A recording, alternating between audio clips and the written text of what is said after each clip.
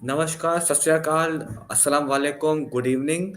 हमारे साथ जुड़े हैं श्री राजा मुनीब साहब, जो एक बहुत ही फेमस जर्नलिस्ट हैं और उनका एक बहुत बड़ा ग्रिप है जियोपॉलिटिक्स और मिलिट्री स्टडीज़ के ऊपर। तो आज हम बात करेंगे जो इज़राइल पैलेस्टीनियन कॉन्फ्लिक्ट तो नहीं, पर जो वॉर जो चल रही है उसके बारे में।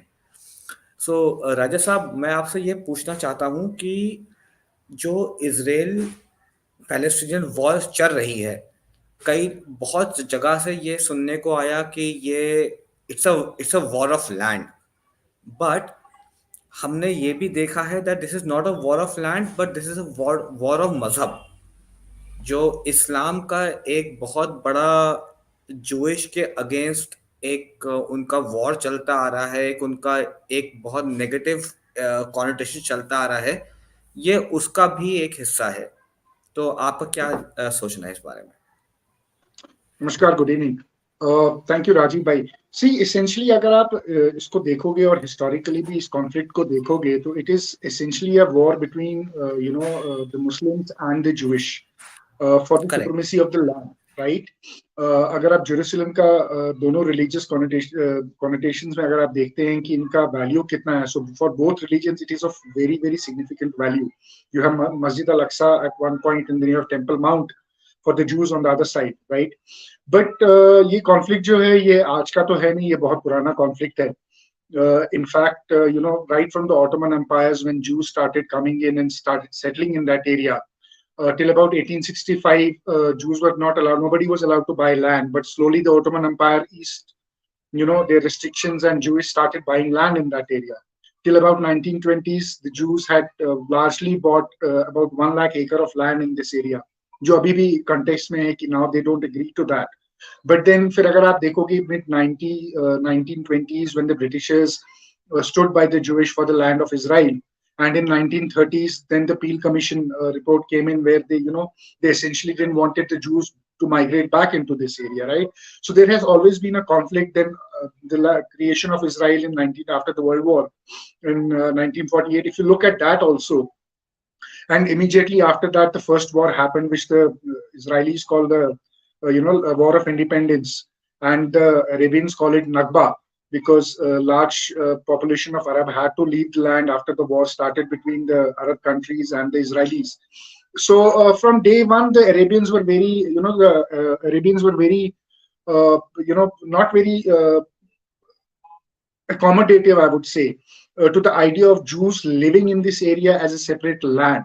And they always found ways to fight them, and they claimed it is their land and it is their area.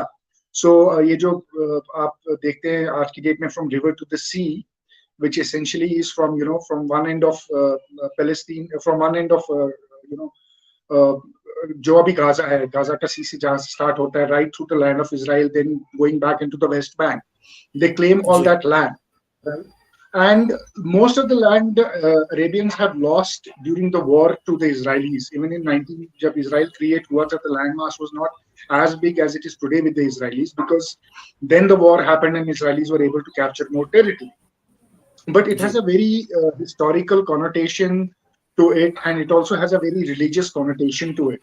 Essentially, it is a religious war which is being fought on the on the claim of Holy Land, and there is no end to this war. You have peace deals, Oslo Accord हुआ, right? उसके बाद Abraham Accords का भी कोशिश किया गया, but Abraham Accords were not successful. Oslo was successful to some extent, but there was more, आप जिसको कहते हैं कि subversion of peace accords ज़्यादा हुआ था, and that is where Hamas was also born after 93. तो अगर आप देखोगे कि it is a religious war which has been going on for decades in this area between the Arabs correct. and the Jews, and it is a war which sir, is a I think continuation. It's been for centuries, not even decade for that matter. Yeah, it is for the Muslim centuries, Jew but war. since the creation of the state of Israel, we'll have to say it is from the decades, decades. right? Because right. before right. that there was no state of Israel. It only right. happened, 7 decades before. 1948। Yeah. तो sir, मेरा एक follow up question आपसे ये है कि इतना लड़ाई झगड़ा चल रहा है, सब कुछ है यहाँ पे, but we are seeing that ये जो एक मुस्लिम उम्मा का जो एक बहुत बड़ा एक बलून फैला हुआ है, neither Egypt nor Jordan nor Saudi Arabia, none of these countries are willing to take the Palestinians as refugees. In fact Egypt ने तो अपना राफा बॉर्डर के ऊपर कॉन्क्रिटाइजेशन और उसके ऊपर आर्मर्ड कॉलम्स भेज दिए हैं, और सऊदी अरेबिया ने साफ साफ बोल दिया है कि हम नहीं लेंगे। तो अब ये क्यों हो रहा है? अगर पैलेस्टीनियंस इतने ही मतलब दुखी हैं, इतने ही परेशान हैं, तो उनका मुस्लिम उम्मा उनको क्यों नहीं अपने अंदर ले रहा है? See, there is a the reason behind it is अगर आप मुस्लिम उम्मा का concept देखोगे, that is essentially against all these Arabian rulers, whether he is Sisi in Egypt or you have MBA sitting in Saudi. They correct. oppose the monarchs, right? So most of these Arabian countries, even UAE, is ruled by monarchs. It's a monarchy. It is not ruled by the Muslims or what you call Islamic connotation to it. But it is not a popular Islamic, government or one run by the religious leaders or the mullahs. It is the monarchy. And monarchy, to some extent, in Muslim Brotherhood is an antithesis to themselves, right? Even if it's a Muslim. Why they don't take them in is because they have realized that over the years, agar aapko yaad hoga, Egyptians used to take a lot of, Palestinians were there in Egypt, and then they had to literally put them out and drive them out because जब Arab Spring हुआ था, right? The Palestinians went ahead and sided with the Muslim Brotherhood. So the Muslim Brotherhood and that revolt against the monarchs and against Sisi. So that was a problem, and then they realized that this is a potential threat to their own government, and nobody is willing to take this threat to their doorsteps and tell them and welcome them and say, okay, तुम आओ और हमारे यहाँ भी यही problem create करो जो तुम्हारा, क्योंकि इसके पीछे जो एक concept है वो Muslim Brotherhood का concept है. Now, Muslim Brotherhood, was founded in 1930s, even before that. But अगर आप इसका जो हमास का विंग है या बाकी है, इनका एक लीडर था अल कुतब, जिसे basically the violence, the political violence in Islam where it has come in, and all these terror organizations have taken cue, and they believe that Al Qutb is their, is the leader, and they are heavily influenced by his thought process. तो problem वहां पर है, and that is why that Umma concept is in itself जो है वो मुस्लिम brotherhood का है. These monarchies are not ready to take that kind of concept to their own thing. They will play geopolitics on this. They have created what we saw, the Mujahideen in Afghanistan or in Chechnya and all these. It's a rallying point for people to overthrow alien governments or foreign governments. But it is not something they are ready to adopt within themselves because they will lose power. So, sir, similarly, that happened in the 1970s as well when the Palestinians went into Jordan, and the Jordanian king had to, request or rather pay the Pakistani military under Brigadier Ziaul Haq, and they killed off almost 30,000 Palestinians. So, the question remains is that ये सब रोना गाना तो करते हैं, पर ये इनके लिए कुछ करने के लिए तैयार नहीं है, because every Arab nation knows that the Palestinians cannot be trusted. Now, there have been multiple videos that have been circulating around the web, showing the tunnels, massive tunnel networks under mosques and hospitals and schools. So, ये जो left liberal का जो एक वो चल रहा है यहाँ पे narrative, what can we do to support Israel? Because Israel has been at the bitter end of it on October 7th.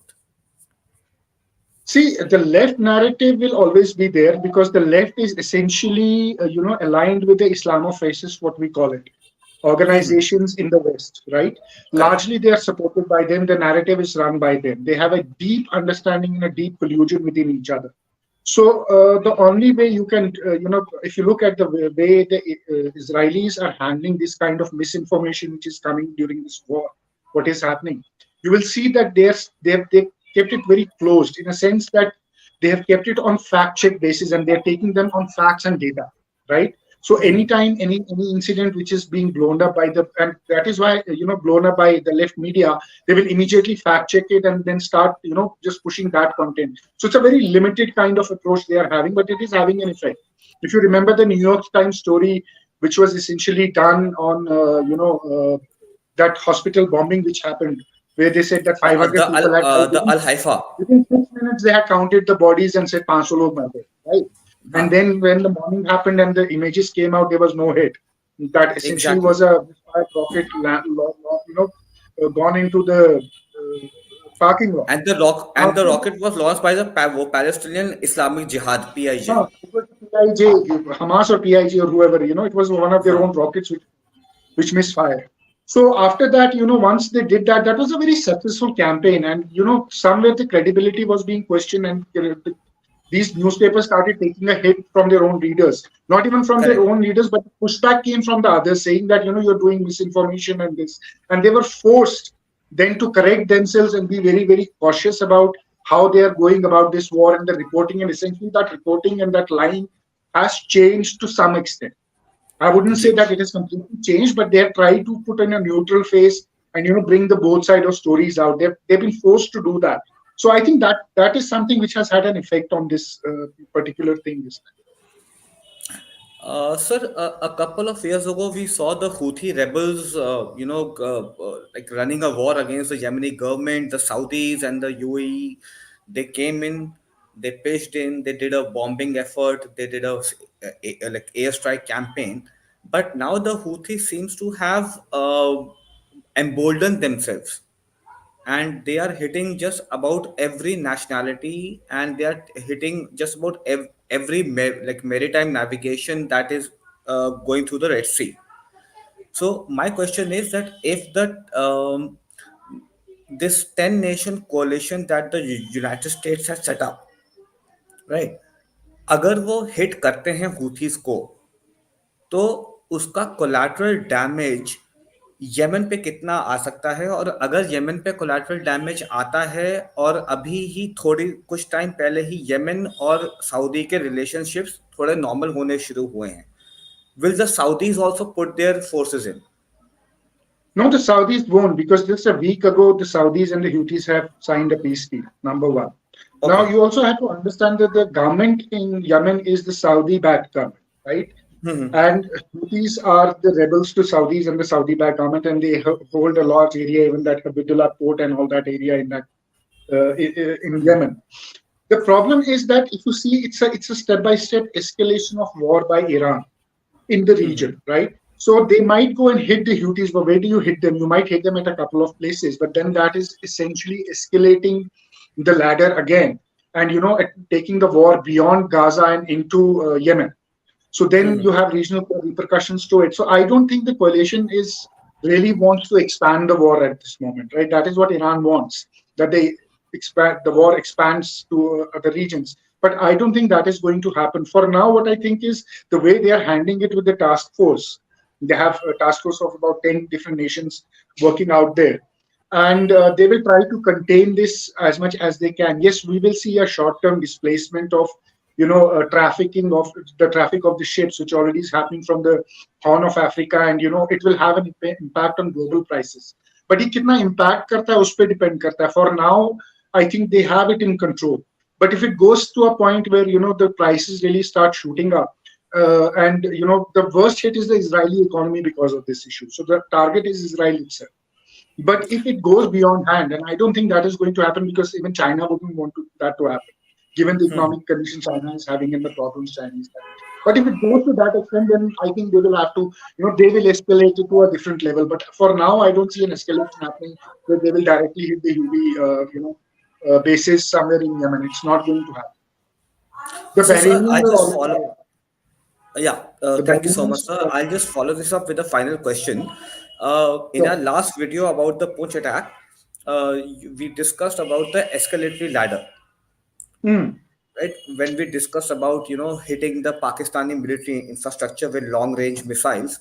Now my question is, sir, it's understandable that nobody would like to escalate any kind of conflict, but the Islamic terror sorry to use the term, but that is what it is, No, no, that is fine. which That Iran is is what it's called. propagating, right? Hmm. So if the Islamic terror is actually getting out of hand, why would the Western countries, and as much so as Israel and even India for that matter, would hesitate hitting Houthi rebels who are See, actually creating a who have actually become not a nuisance value, they have become an actual threat value.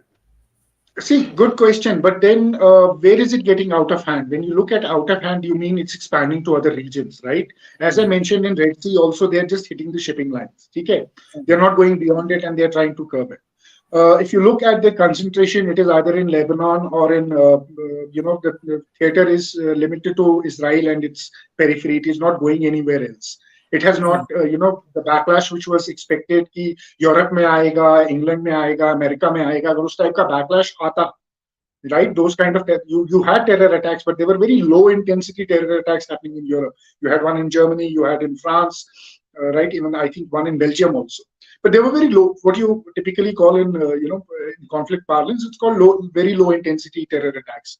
So obviously that backlash was not there.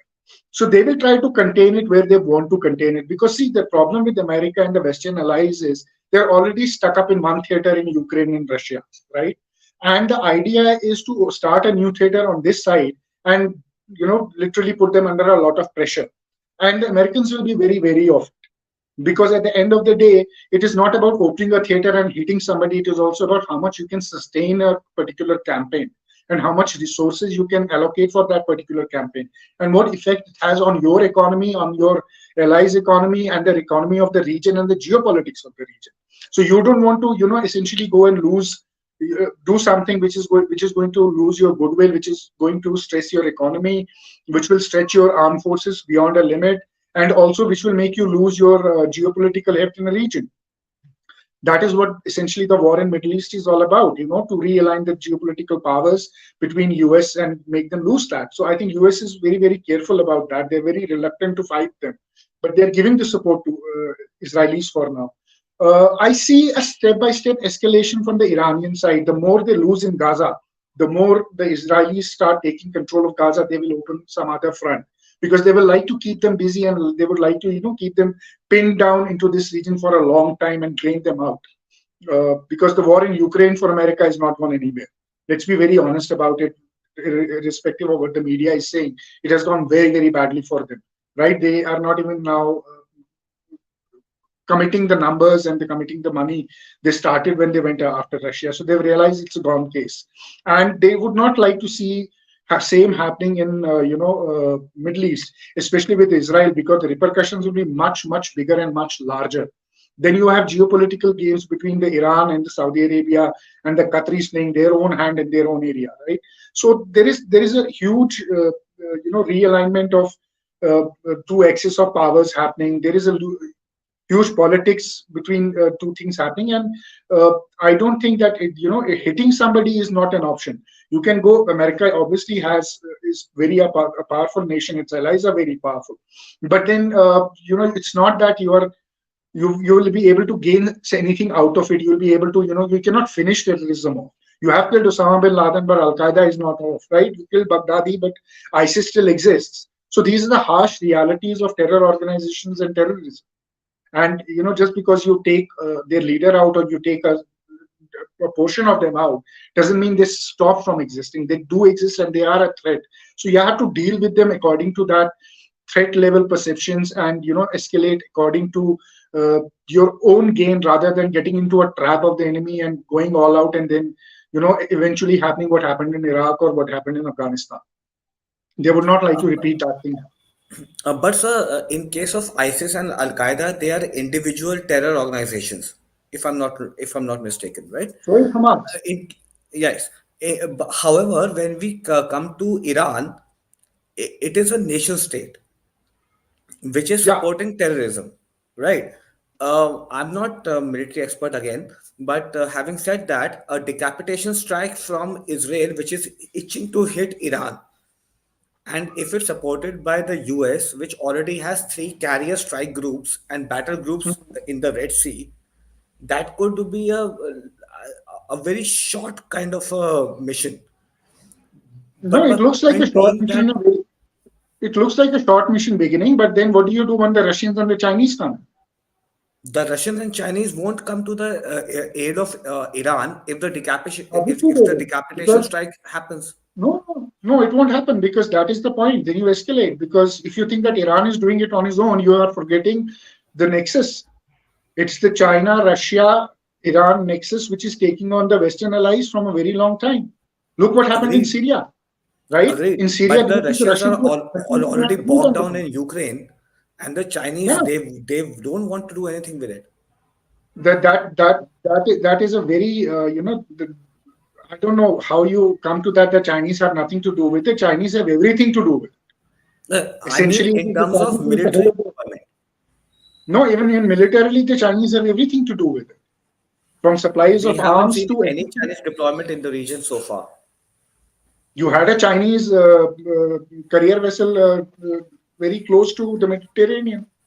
Yes, The Americans that were. was about a month ago, and it's just Yeah, sitting there. no, it's just not sitting there. It's not sitting there. It's not catching fish, right? It's Hmm. not for catching fish. It is sitting there for a purpose. So that purpose is very, very clear. So if you think that attacking Iran is going to end this, it is not going to end it. It is going to trigger a larger war, a much larger war, which the Americans are completely ignoring because they know what will happen. Remember what happened in Syria, Hmm. right? The Americans went after Bashir al-Assad. The Israelis went after Bashir al-Assad. And talking that the terror is not black and white. In Syria, the same ISIS was supported by the Americans and the Israelis. The Israelis treated them up in their own hospitals. So it's not that black and white. This game is very complex, and essentially they will land into trouble. It will not be a decapitation. It's not going to be that easy And because we have a when comment from one of our viewers. His name is Hellfire. I can only imagine he's an Apache missile. Uh, he says that everyone seems to be tolerating Erdogan, right? So what is his role in all this? And we know that he's been supplying drones to Iran, Pakistan, and the whole Ummah. So, I mean, how do we see, when does Turkey come into all of this? see the Turkish have their role to play. They have, right? Hmm. The Muslim Brotherhood leadership, apart from Qatar. Now, don't forget that Qatar is a US ally. US has a huge base in Qatar, right? But then they have Yes. accommodated Muslim Brotherhood. The leadership is there. The leadership is in Turkey, right? Hmm. So if you look at the Turkish role is very, very dubious in this issue.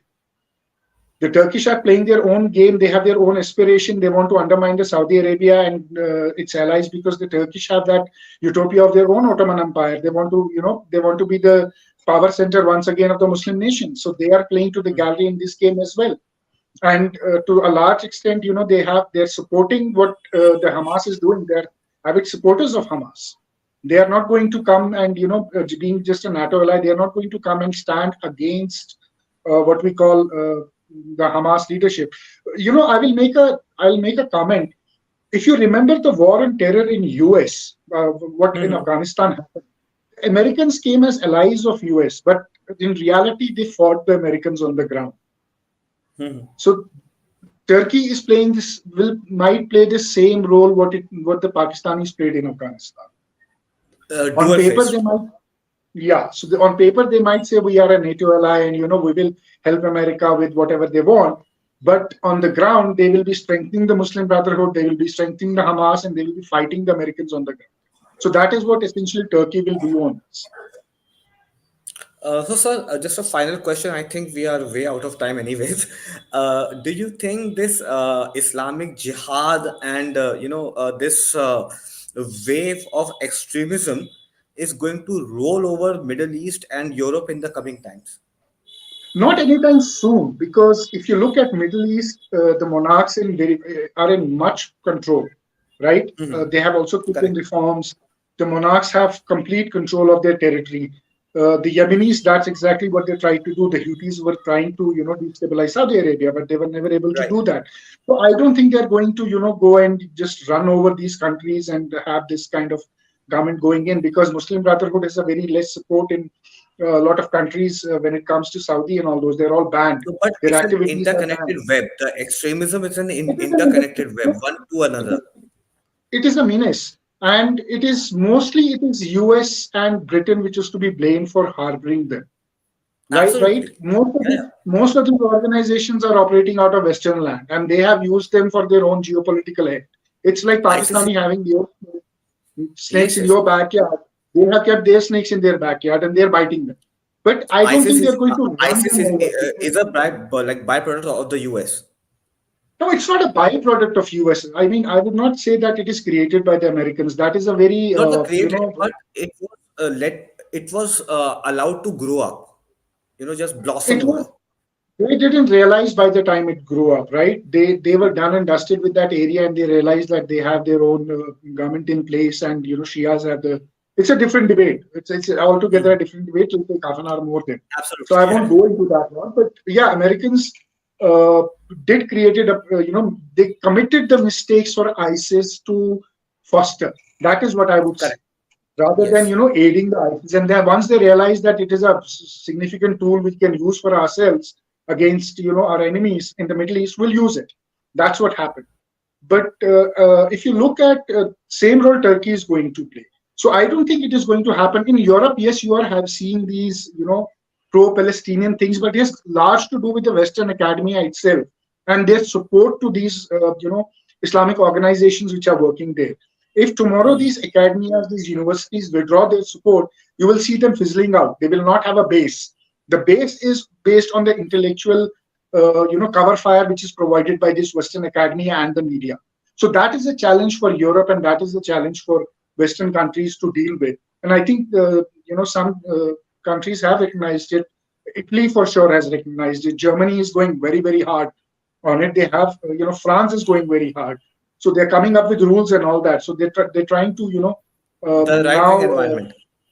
yeah, they're trying to bring in the environment. So I don't think it is going to run over.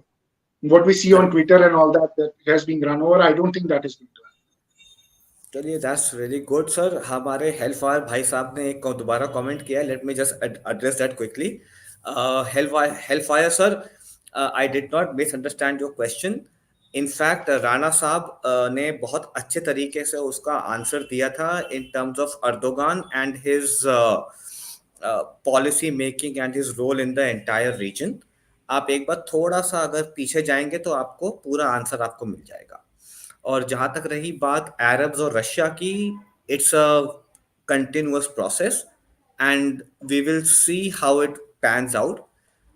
None of us are in the at the core of the politics, but all we can do is we can talk about it, we can analyze it, and as Raja Saab said, we can only say that what we think about, maybe we right? can do a Chali. part two and come up with more questions. Maybe next Yeah, episode we yeah, can talk definitely, more sir. about the Definitely. In fact, I would encourage our audience to send us more questions over comments and yeah. email, so Yes. we can request Raja Saab to come over again and address those questions and take it forward from there. Yeah, we'll take the audience questions. Not an issue. चलिए राजा साहब, Right. बहुत बहुत शुक्रिया, Thank बहुत you बहुत very much. धन्यवाद. Thank ji, you. Namaskar. दोबारा आपसे मुलाकात होगी. जय श्री राम. Thank you. लीजिए. Sir, we are off.